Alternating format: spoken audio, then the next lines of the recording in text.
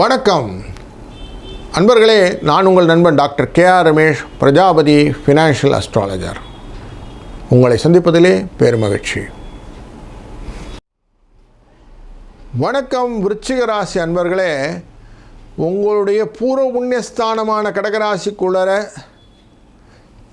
குரு பகவான் அதிசாரமாக உள்ளே சென்று திரும்பி வரக்கூடிய சூழ்நிலையான நவம்பர் 12ஆம் தேதி அஷ்டமத்தை சென்று பார்க்கப் போகிறார்.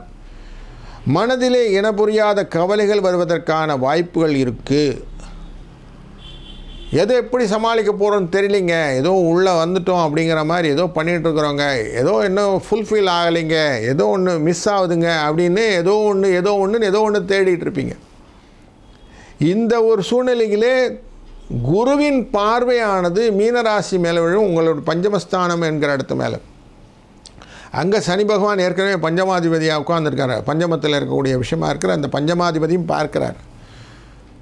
அதனாலே உங்கள் குழந்தைகள் விஷயத்திலே சில மாற்றங்கள், அவருடைய தொழிலிலும் வளர்ச்சிகள், அவருடைய வேலையிலும் படிப்பிலும் நல்ல நிலைப்பாடுகள், புதிய கல்வியிலே செல்லக்கூடிய சூழ்நிலைகள் இதெல்லாம் கொடுத்துருவார்.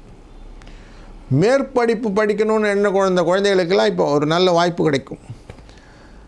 அது மட்டும் இல்லை, உங்களுடைய ராசியினுடைய 3ஆம் இடத்தையும் பார்க்க போகிறார்.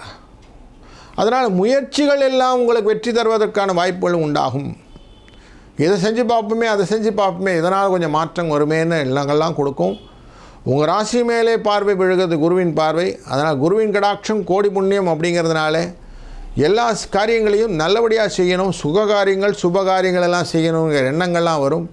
குடும்பத்திலே பலவிதமான சுப நிகழ்ச்சிகள் நடப்பதற்கான வாய்ப்புகளை ஏற்படுத்தி கொடுப்பார். அதனால் ஒரு நல்ல ஒரு சூழ்நிலையில் இந்த வக்கர பயிற்சி உங்களுக்கு நல்ல அனுகூலங்கள் பலத்தும் தரட்டும். வாழ்க வளத்துடன். இந்த வீடியோ உங்களுக்கு பிடிச்சிருந்தா லைக் பண்ணுங்கள், ஷேர் பண்ணுங்கள், கமெண்ட் பண்ணுங்கள், மறக்காமல் சப்ஸ்கிரைப் பண்ணிடுங்க, அந்த பெல் பட்டனையும் கிளிக் பண்ணிடுங்க.